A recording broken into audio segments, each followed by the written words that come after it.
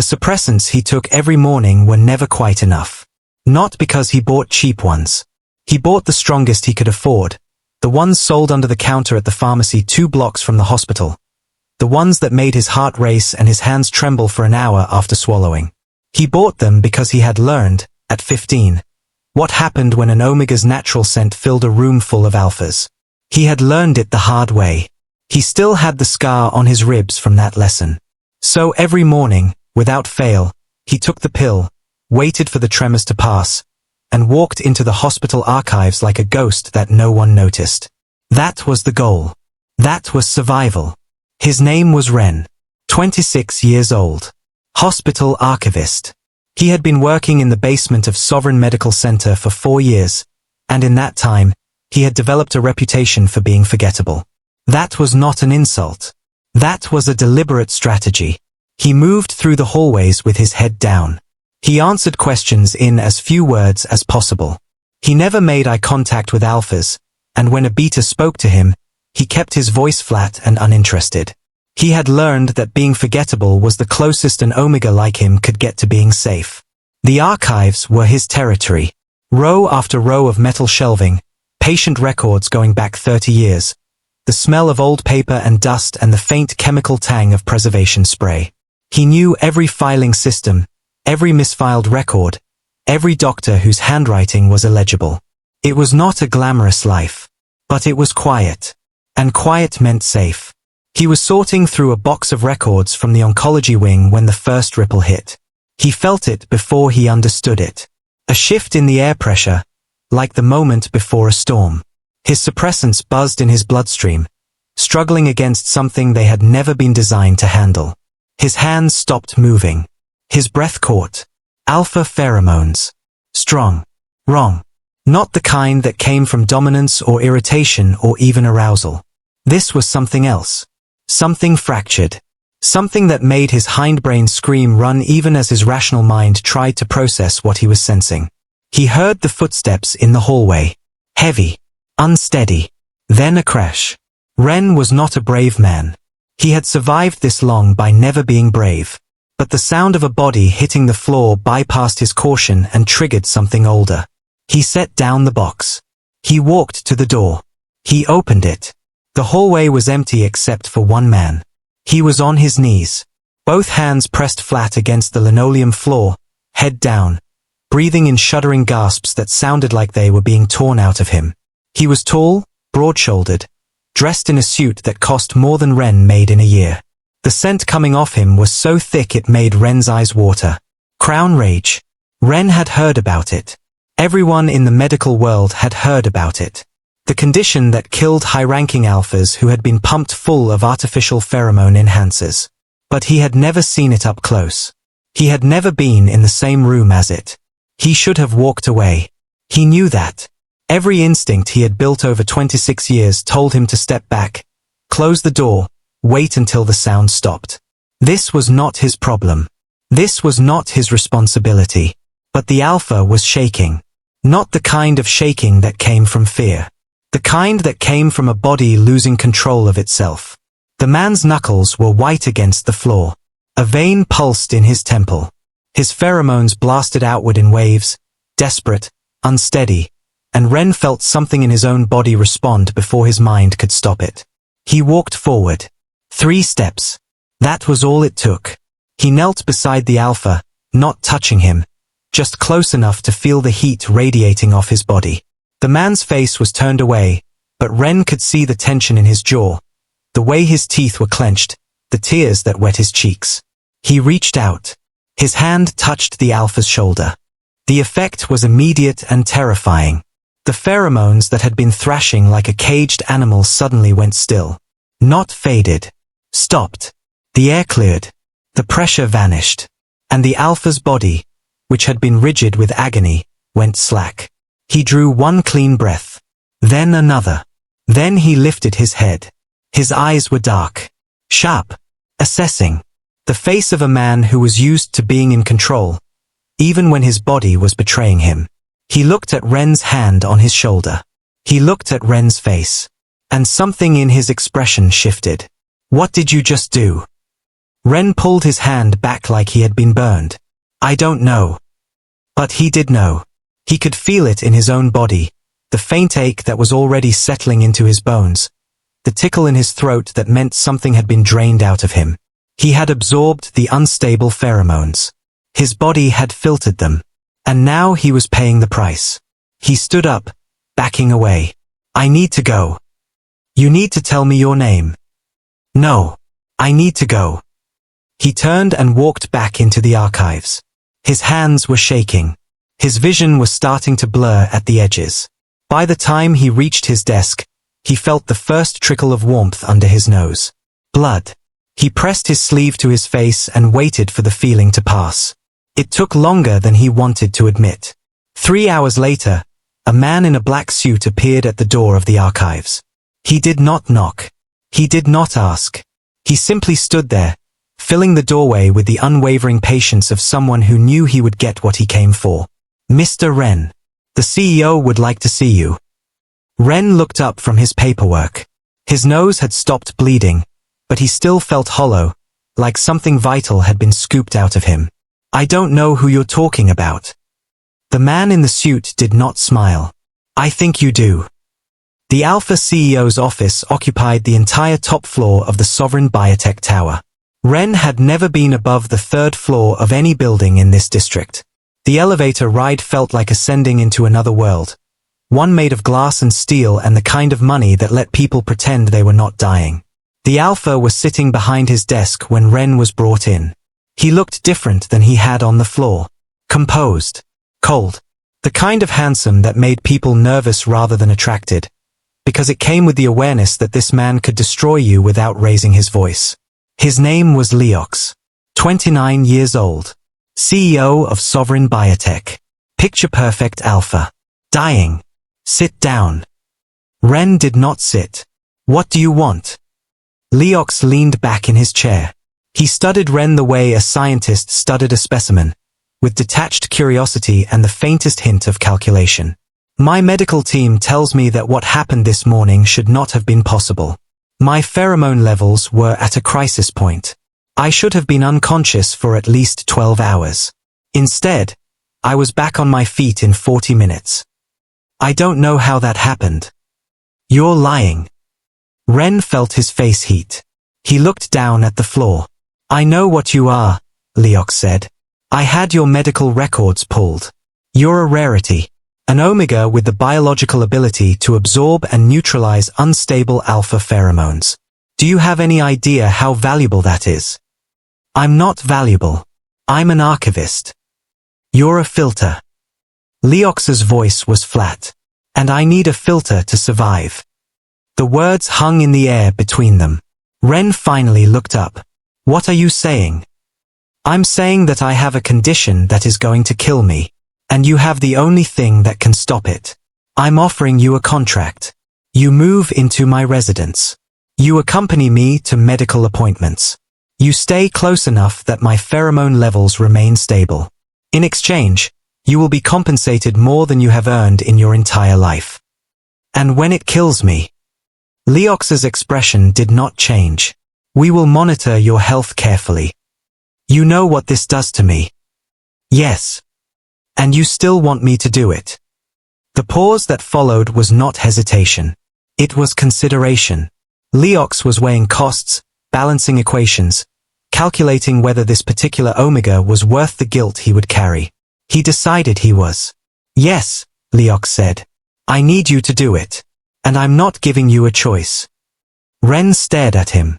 In that moment, he understood exactly what kind of man he was dealing with. Not a villain. Not a monster. Something worse. A man who had already decided that his own survival was worth more than anyone else's life. And the worst part, the part that Ren would not admit to himself for weeks, was that he understood. Because if he had been the one dying, if his body had been burning out from the inside, he did not know what he would have done to survive either. He looked at the contract on the desk. He picked up the pen.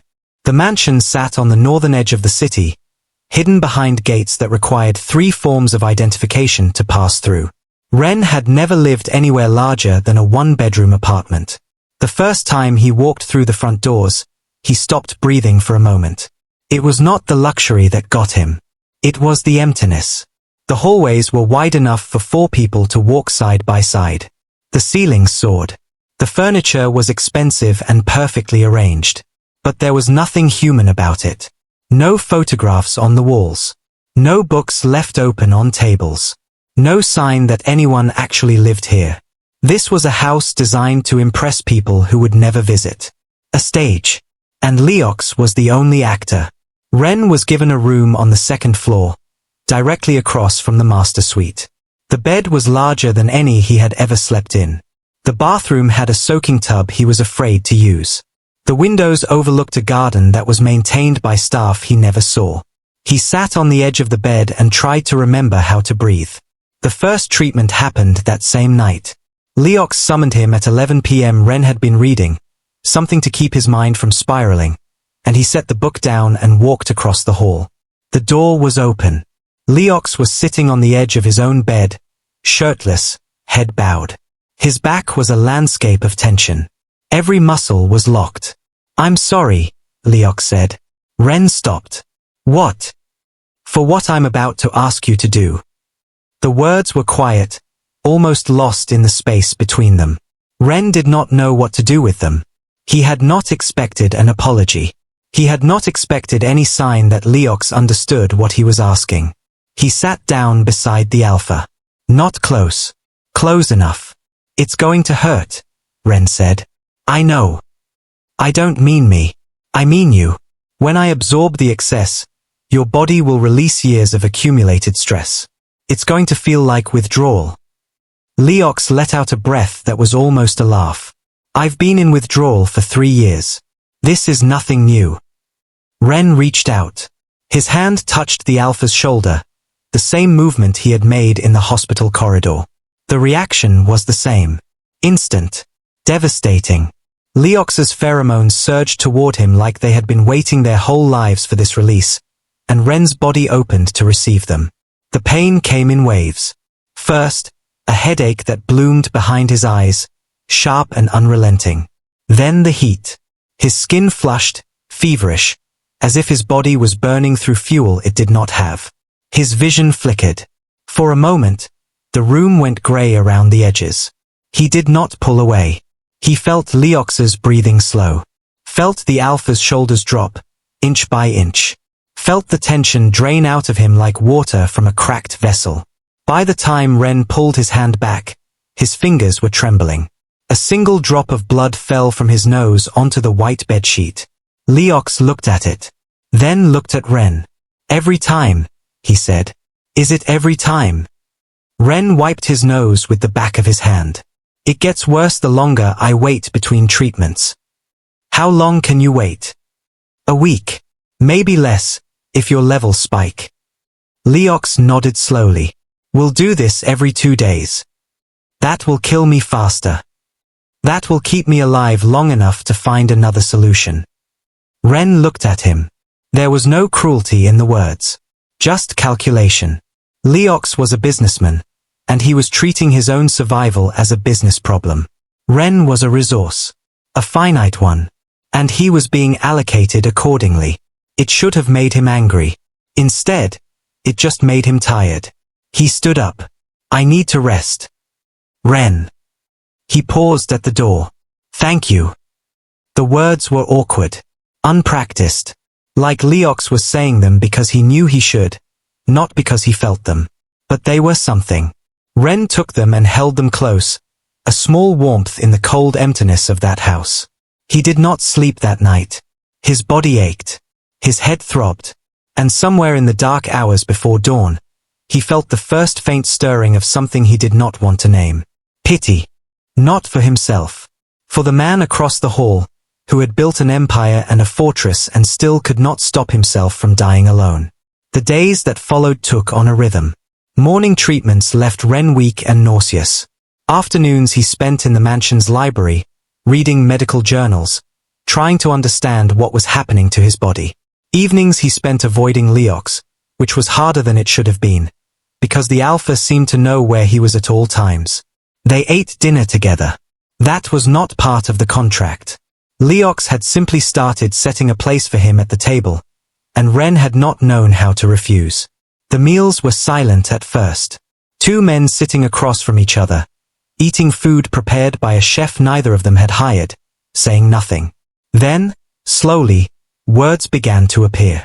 "Do you always suppress your scent?" Leox asked one evening, halfway through a meal neither of them was enjoying. Ren looked up from his plate. "Yes." "Why?" "Because it's not safe not to." Leox considered this. "You're in my house. No one will hurt you here." "You can't guarantee that." "I can." Ren set down his fork. "You almost died 3 days ago in a hospital hallway. You can't guarantee anything." The words came out sharper than he had intended. He saw something flicker in Leox's eyes, surprise maybe, or recognition. The awareness that this quiet Omega had teeth. Leox did not respond. He picked up his fork and continued eating. But Ren noticed, as he gathered the plates afterward, that the Alpha had barely touched his food. The first time Ren coughed blood, he was in the bathroom. He had just finished a particularly difficult treatment, one that left him blind for nearly a full minute, and he was leaning over the sink, waiting for his vision to return. The cough came from deep in his chest. He covered his mouth. When he pulled his hand away, his palm was red. He stared at it for a long time. Then he turned on the faucet, washed his hands, and wiped the sink clean. He checked his reflection in the mirror.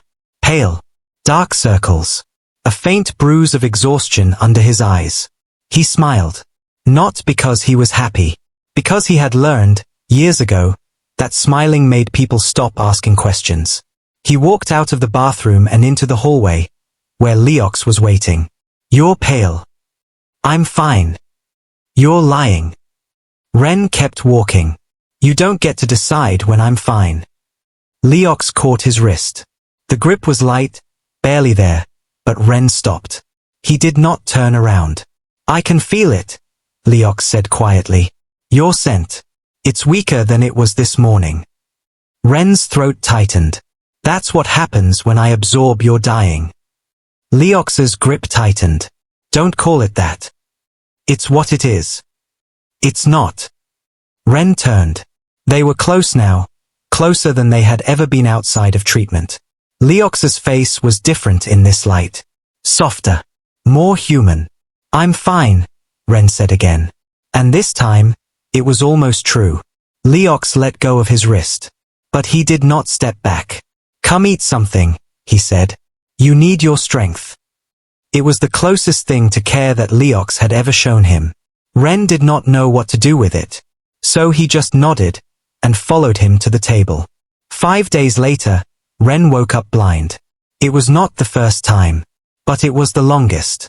30 seconds stretched into a minute, and the minute into 2, and by the time his vision started to crawl back, he was on the floor, gasping, his hands pressed flat against the cold hardwood. He heard footsteps. Then Leox's voice, rough with something that might have been fear. "Ren. I'm fine. You're on the floor." "I'm resting." Leox knelt beside him. Ren could not see his face, but he could smell him, the sharp, clean scent of an alpha who had not needed a treatment in 4 days. His body was stabilizing. That was good. That meant Ren's work was working. "I can't see," Ren said. It was the first time he had admitted it aloud. "It'll come back. It always does." Leox was silent for a long time. Then he lifted Ren off the floor, carried him to the bed, and laid him down as gently as Ren had ever been touched. "Rest," Leox said. His voice was rough. "That's an order." Ren wanted to argue, but his body was too heavy, and the darkness was pulling at him, and the last thing he felt before sleep took him was a hand, warm and steady, resting against his forehead. When he woke, the hand was gone, but the warmth remained. For 3 weeks, the treatments continued on schedule. Every 48 hours, Ren sat beside Leox and let his body absorb what the alpha could not carry. Every 48 hours, he paid the price in pain and weakness and the slow, grinding erosion of his health. He learned to hide it.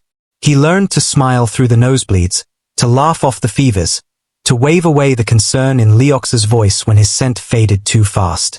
He became an expert at pretending he was fine, because the alternative was admitting that he was slowly being drained dry. And somewhere in the middle of all that pretending, something shifted. It was subtle at first. A change in the way Leox looked at him across the dinner table. A hesitation before the alpha gave him an order. A hand that lingered a second too long after a treatment ended. Then came the night Ren collapsed. He had been feeling worse than usual all day. His head ached. His joints burned. He had taken his suppressants that morning, but they felt weaker than normal, as if his body was too exhausted to process them. He had not told Leox. He never did. The treatment that evening was brutal. Ren sat beside Leox on the bed, his hand resting on the alpha's arm. The surge of pheromones hit him like a wave, and he rode it as best he could, but his body was already running on fumes. His vision flickered. His heart stuttered. He felt himself tipping forward, and he could not stop it. He woke up on the floor. Leox was kneeling over him, one hand on his chest, the other on his face. The alpha's expression was not cold. It was not calculating. It was terrified. Ren, stay with me. I'm here. The words came out slurred. You passed out. I'm fine. You are not fine. Leox's voice cracked. You're dying. I can feel it. Your scent is almost gone. Ren tried to smile. It came out wrong. That's the job, isn't it? Leox made a sound that was not quite a word. His hand tightened on Ren's chest. And then, in a movement that seemed to surprise even himself, he pulled Ren into his arms.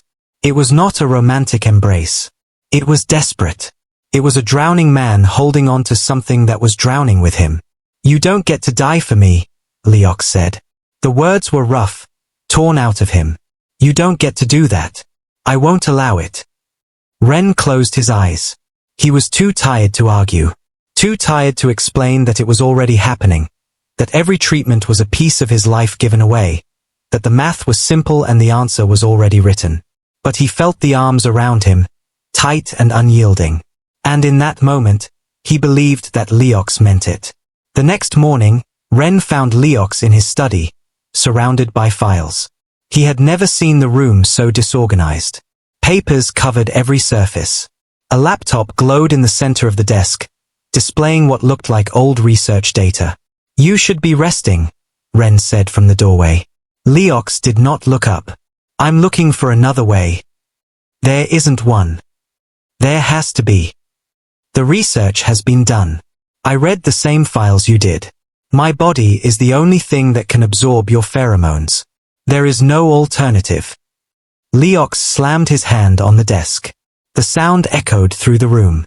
Then I will find someone else. There is no one else. Then I will fund research. I will build a machine. I will do whatever it takes to keep you alive. Ren stepped into the room. He had never seen Leox like this. The perfect alpha, the cold CEO, was falling apart in front of him. Why? Ren asked quietly. Why do you care now? Leox stopped. His hands were shaking. He pressed them flat against the desk. Because I can't watch you die, he said. I have watched a lot of things in my life. I have watched competitors fail.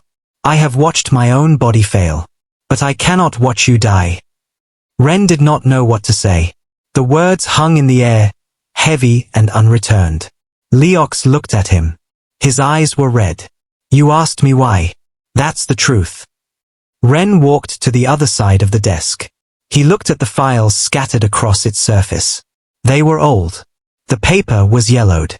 The logos on the corners belonged to companies that had been dissolved years ago. Then he saw it. A photograph. A laboratory. A row of children, all omegas, all young. And in the corner, a face he had spent years trying to forget. His own. His hands went cold. Where did you get this? Leox followed his gaze. His expression changed. Those are old research files from a company that was acquired by Sovereign Biotech. I had my team pull everything that might be relevant to your condition. Ren picked up the photograph. His hands were shaking. He remembered that room. He remembered the needles. He remembered the men in white coats who had told him that his body was special, that he was going to help people, that the pain was necessary. He remembered screaming for his mother. She never came. Your company owned this research, he said. His voice was flat, hollow. Leox was silent for a long moment. Then he said, the company was acquired before I took over. I did not know. But your company funded it. Yes. My family sold me to this research when I was 7 years old. They told me I was being sent to a school. Instead, I spent 3 years in a laboratory. They pumped me full of enhancers, tested my limits, broke me down and rebuilt me and broke me down again. And then they returned me to my family, who pretended nothing had happened. Ren set the photograph down. His hand was steady now. And your company paid for all of it. Leox's face was pale. Ren. You asked me once if I knew how valuable I was. I knew. Because they told me. They told me every day. They told me that my body was a miracle of biological engineering, that I was the only one who survived the treatments, that I should be grateful to have been chosen. He looked at Leox, the man who had taken everything from him, twice. You have been alive for the last 3 months because of what they did to me. Every breath you take is built on the suffering of a child who did not ask to be born this way. Leox opened his mouth, closed it. For the first time since Ren had met him, he had nothing to say. I need to be alone, Ren said. He left the study. He walked to his room. He sat on the edge of the bed and stared at the wall for a long time. He did not cry. He had stopped crying years ago, in a laboratory that smelled of antiseptic and fear. But he felt something break inside him, something that had been holding him together through the treatments, through the pain, through the slow surrender of his body to a man who had been built on his destruction. The door opened. Leox stood in the doorway. He did not come in. He just stood there, looking at Ren with an expression that Ren could not read. I am going to destroy it, Leox said. The entire division. Every file. Every record. Every piece of research built on what they did to you. Ren did not look up. That won't undo it. I know. Destroying it won't change what happened. I know. Then why are you telling me? Leox's voice was quiet. Because I want you to know that I choose you. Over the company. Over my legacy. Over everything. Ren finally looked up. Leox was crying. Silently, without sound. The tears ran down his face, and he did not wipe them away. He just stood there, broken and real and utterly human. I don't know how to fix this, Leox said. I don't know how to undo what was done to you. But I know that I cannot keep taking from you. I cannot keep watching you fade. And I would rather die than continue being the reason you suffer. Ren stood up. He walked to the door. They were face to face, inches apart. I've been writing goodbye letters, Ren said. His voice was barely a whisper. I've been writing them for weeks. In case the next treatment is the one that doesn't let me wake up. Leox's breath caught. I never thought I would live long enough to write a letter that mattered. But I have one for you. It's in my desk. Why? Leox asked. His voice broke. Because I wanted you to know that I forgave you. Even before I knew the truth. I wanted you to know that I understood why you did it. And I wanted you to know that I... He stopped. The words were too big. Too heavy. He had never said them before. He had never had anyone to say them to. But he looked at Leox, at the tears on his face, at the man who was offering to destroy everything he had built, and he said them anyway. I wanted you to know that I loved you. The silence that followed was not empty. It was full. Full of years of pain and the whisper of a hope neither of them had dared to name. Leox reached out. His hand touched Ren's cheek, featherlight. I am going to find another way, he said. I will tear apart every research facility in this country. I will bankrupt myself. I will burn Sovereign to the ground if I have to. But I will find a way for you to live. Ren leaned into the touch. For the first time in months, he let himself believe it. The destruction of Sovereign Biotech's research division did not happen quietly. Leox did it in broad daylight. He called a press conference, stood at a podium with the company logo behind him, and announced that he was shutting down every project connected to illegal pheromone experimentation. He named names. He released documents. He confessed to the acquisitions that had allowed the research to continue under his watch. The stock plummeted within hours. The board tried to remove him. He told them where they could file their motions. Ren watched it all on the television in the mansion's library. He was wrapped in a blanket, a cup of tea growing cold in his hands, watching the man he loved destroy his own empire on live television. "I take full responsibility," Leox said into the cameras. "I benefited from a system built on the suffering of omegas. I cannot undo what was done, but I can ensure that it stops here." The reporters shouted questions. Leox did not answer them. He walked off the stage, out of the building, and into a car that brought him home. He walked into the library, still in his suit, still composed, and sat down across from Ren. "It's done," he said. Ren set down the cold tea. "You just lost everything. I kept the one thing that mattered." Ren felt his throat tighten. "Leox. I found something." Leox pulled a tablet from his bag. "A researcher. One of the original scientists from the program. He's been working on an alternative for years, but no one would fund it because it didn't produce marketable results." "What is it?" Leox handed him the tablet. The screen showed a paper, dense with medical terminology and complex diagrams. Ren scrolled through it, his eyes scanning the technical language. Emotional pheromone synchronization. The theory was simple. Instead of an omega absorbing the alpha's unstable pheromones, the two could synchronize their emotional states through repeated, non-treatment contact. The key was not biological filtration. It was emotional bonding. "It's not tested," Leox said. "It's theoretical. But the math works. The biology is sound. The researcher believes that if the bond is deep enough, the synchronization will stabilize my levels naturally."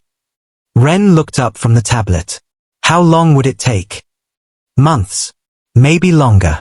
And it requires us to be together. Constantly. Not for treatments. For emotional connection." Ren almost laughed. "You're saying the cure is falling in love." Leox's expression did not waver. "I'm saying the cure is being human. I spent my entire life suppressing my emotions, pretending I was above them. My body learned to do the same. It's been fighting itself for years. And you think I can teach it to stop?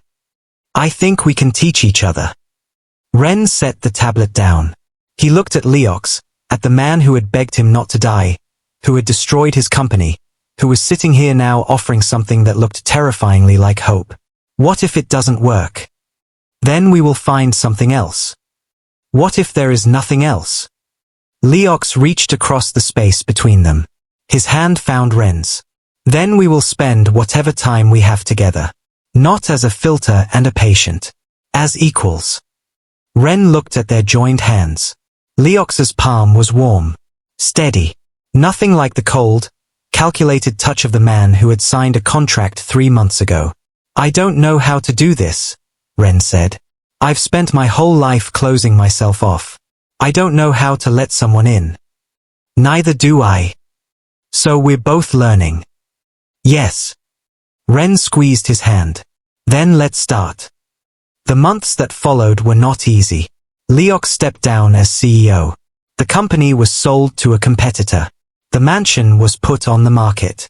They moved into a smaller house on the outskirts of the city, a place with a garden and a creaky porch and rooms that were small enough to feel like a home instead of a stage. The synchronization protocol required them to be together constantly. That meant mornings in the kitchen, cooking breakfast in silence. Afternoons in the garden, weeding beds that neither of them knew how to maintain. Evenings on the porch, watching the sunset, not talking, just existing in the same space. Leox's pheromone levels fluctuated wildly at first. The synchronization was not instantaneous. It was a slow recalibration, a reteaching of a body that had forgotten how to regulate itself. But there were small victories. The first time Leox laughed. Genuinely, openly, at a joke Ren made about his terrible gardening skills. The first time Ren fell asleep on the couch, and woke up to find Leox's arm around him, and did not pull away. The first time Leox cried and let Ren hold him. The first time they made love, not as a treatment, not as an exchange, but as two men who had chosen each other. And through it all, Ren's body began to heal. It was slow. The nosebleeds stopped. The fevers faded. His vision stopped dimming at random hours. The hollow ache that had lived in his chest since childhood began to fill, not with the numbing exhaustion of survival, but with something warmer. Something that felt like peace. 9 months after they started the synchronization, Leox went for a checkup.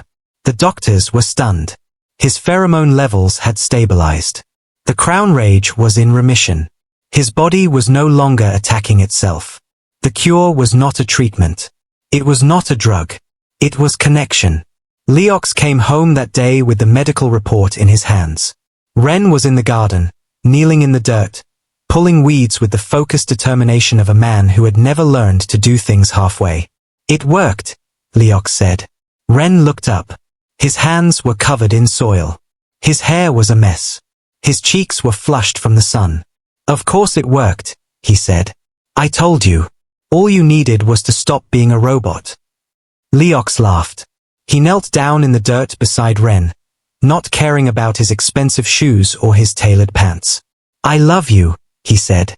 "I don't think I've said it properly. I said it that night in the study, but I was desperate, and I don't think it counted. So I want to say it now. I love you. Not because you saved my life. Because you taught me how to live it." Ren's eyes glistened. "You're getting dirt on your pants. I don't care. You're going to ruin your shoes. I will buy new ones." Ren leaned forward. Their foreheads touched. The sun was warm on their faces, and the garden smelled of earth and green things growing. "I love you too," Ren said. "I think I have since that first night, when you said thank you. You were so bad at it. It was almost cute." Leox kissed him. Soft. Slow. The kind of kiss that did not need to prove anything. They stayed in the garden until the sun went down. The rehabilitation center opened 6 months later. It was not large. A converted warehouse on the south side of the city, painted in warm colors, filled with soft furniture and quiet rooms. The sign above the door read "The Sanctuary." Ren ran the intake. Leox ran the funding. Together, they built a place where omegas who had been used by the system could find safety, and where survivors of illegal pheromone research could find healing.